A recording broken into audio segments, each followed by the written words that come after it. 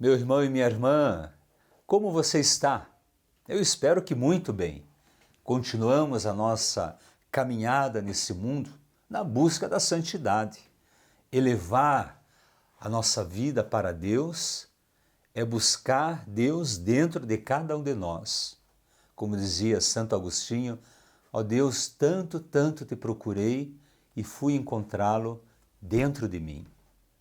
Você pode pensar que está longe de atingir esse objetivo, mas eu quero trazer esta reflexão com muita seriedade a você.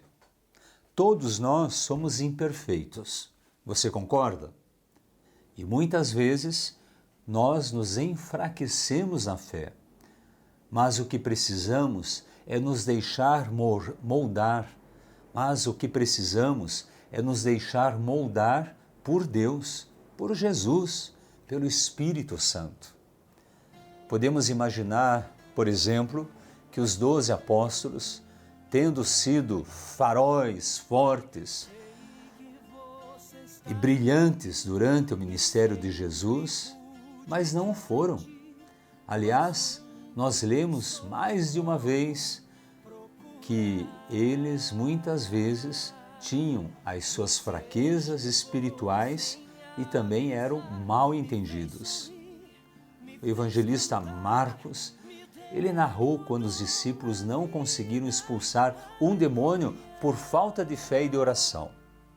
Depois não conseguiam entender o ensino nítido de Jesus sobre a crucificação, porque tinham pensamentos pré-concebidos. Também discutiram sobre quem era o maior. Mostraram a sua atitude julgadora, repreendendo alguém que expulsava demônios em nome de Jesus. E ainda, pasmem, queriam incendiar uma vila samaritana que os tratou rudemente. Creio que após estudarmos um pouco sobre a vida dos apóstolos, podemos aprender também o quanto eram pessoas com muitas falhas. Aliás, Deus escolhe pessoas fracas para que Ele as torne pessoas fortes. Eles eram homens, muitas vezes, duvidosos, limitados, arrogantes, brabos. Tinham a sua personalidade, frágeis também. Observamos que durante o período em que Jesus ensinava entre os homens, muitas vezes eles entendiam menos do que outras pessoas.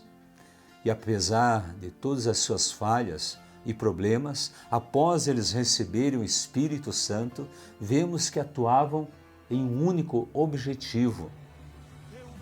Unidos já então com suas deficiências, mas aperfeiçoadas em Cristo, eles conseguiam pregar o Evangelho por tantas e tantas localidades.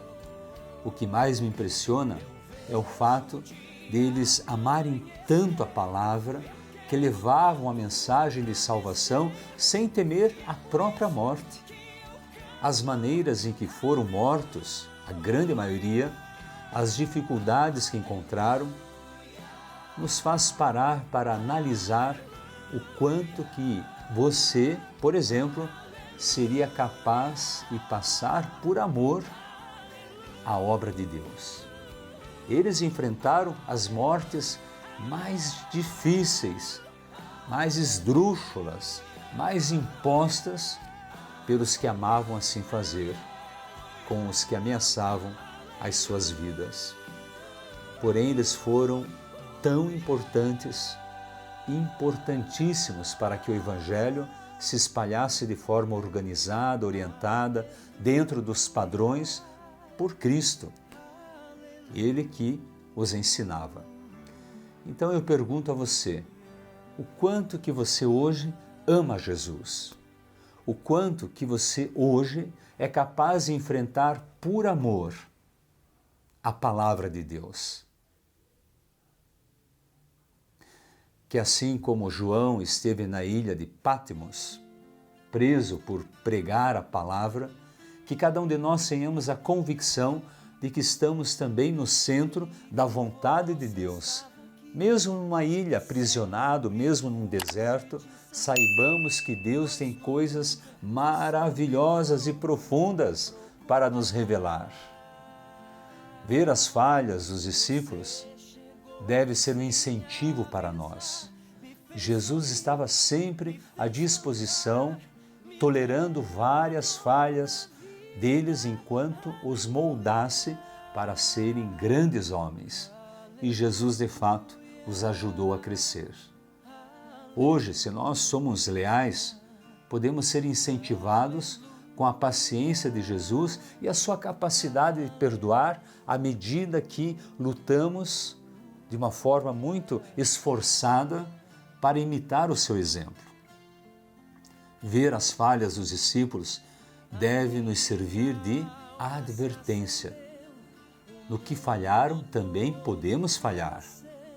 Será que na luta contra o mal nós temos confiado em Jesus? Não acontece às vezes, por exemplo, de perdermos completamente o que a Bíblia está dizendo por causa das nossas ideias pré-concebidas? Será que nós estamos desejosos de ser os maiores e receber atenção? Será que queremos evidenciar um julgador ao mostrar lealdade a um grupo e não a Jesus? Será que alguma vez mostramos uma atitude carnal ao tentar as batalhas espirituais com táticas descabidas para o reino de Deus? O que precisamos é, a todo momento, fortalecer a nossa fé. Como já falamos aqui do papel importante da profissão de fé, da oração, da proximidade com as coisas de Deus.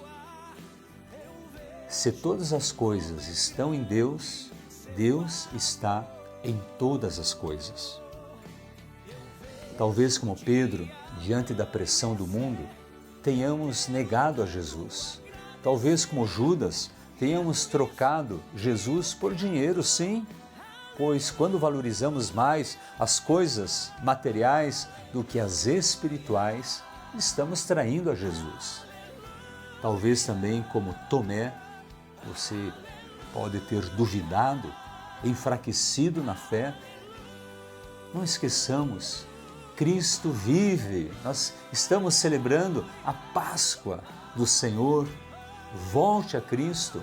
O mundo muda, Jesus jamais. Portanto, continue perseverante na oração e na fé. Que Deus o abençoe. Pai, Filho e Espírito Santo. Amém.